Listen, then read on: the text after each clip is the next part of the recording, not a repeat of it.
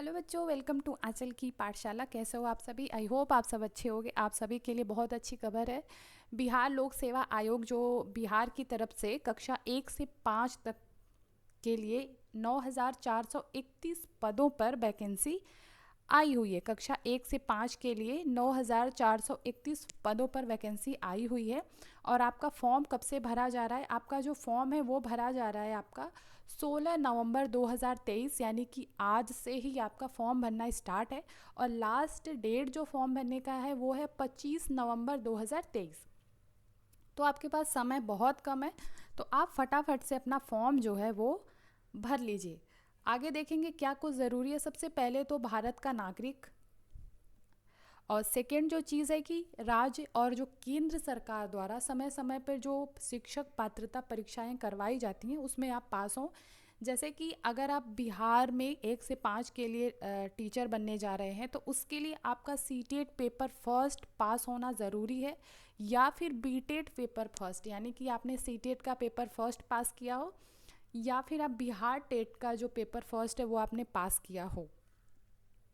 बाकी सीटेट में जो होता है ना कि जो नॉर्मल है, जो सामान्य कोटि के बच्चे हैं उनको 60% पे पास माना जाता है। और जो अत्यंत जो पिछड़े वर्ग से हैं, अत्यंत पिछड़े वर्ग से हैं या सामान्य कोटि की महिलाएं हैं उनको 55% पे पास माना जाता है। फिर अनुसूचित जाति जनजाति के जो बच्चे हैं उनको 50% अंक के आधार पे उत्तीर्ण माना जाता है। वही बात इन्होंने यहाँ पे लिखी हुई है, ये वाला।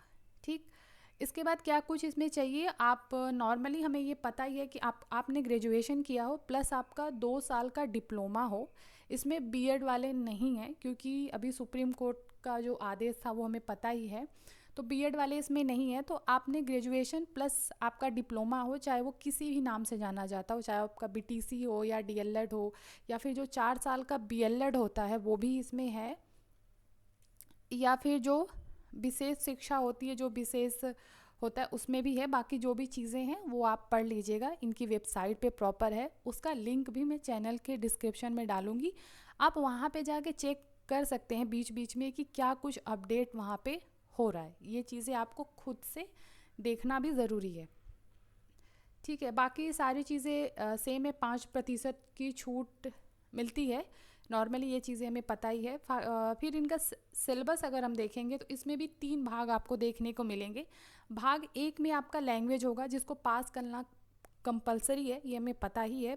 पिछले वाले वैकेंसी में भी था, अभी जो वैकेंसी आई थी 6 से 8 9 से 10 जो वैकेंसी आई हुई है उसमें भी सेम चीज़ है। आपका लैंग्वेज है जिसमें आपको 30% पाना अनिवार्य है। तो आप पास माने जाएंगे तो ही आप अगले पेपर के लिए एलिजिबल होंगी। मतलब अगर आपने भाग 2 और भाग 3 आप पास हो गए और भाग 1 में ही आप 30% नहीं ला पाए तो भी आप पास नहीं माने जाएंगे। तो इसमें पास होना कंपलसरी है।